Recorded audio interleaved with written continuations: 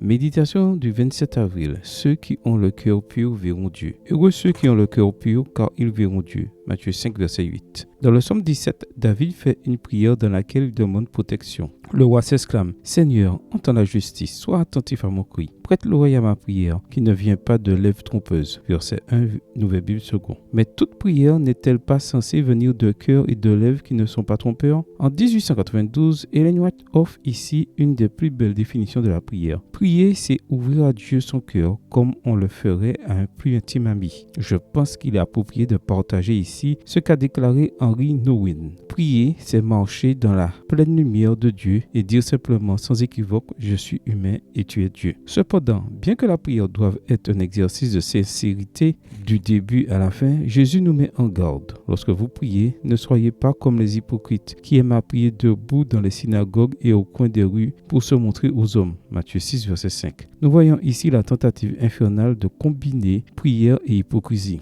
À l'époque, le mot grec hypocrites était utilisé pour identifier un acteur, celui qui fait semblant d'être différent de ce qu'il est réellement. Il y a des moments où notre prière ne reflète pas le désir de l'âme, où nous nous inclinons devant Dieu en prétendant être ce que nous ne sommes pas, afin d'être entendus par d'autres oreilles que celles de Dieu. Une prière hypocrite est pleine de mots grandiloquents et hautains, parce qu'elle ne cherche pas l'acceptation et l'admiration de nos coreligionnaires. C'est la voix de celui qui prétend se présenter devant les hommes sous l'apparence de la spiritualité. Mais il est évident que ce sont des paroles vides qui viennent d'une bouche et d'un cœur corrompu. Jésus nous rappelle qu'il ne faut pas être comme ça. Lorsque nous prions, présentons-nous devant notre Père comme ce que nous sommes réellement, des amis de Dieu qui se reconnaissent comme des pécheurs. Lorsque nous nous approchons du Christ dans la prière, faisons-le d'un cœur sincère, avec une foi pleine et entière, le cœur purifié d'une mauvaise conscience et le corps lavé d'une eau pure. Hébreux 10, verset 22. Si nous prions avec la même sincérité que lorsqu'on parle avec un ami, nous bénéficierons de l'accomplissement de cette promesse. Heureux ceux qui ont le cœur pur, car ils verront Dieu. Et il s'agit de ceux qui se présentent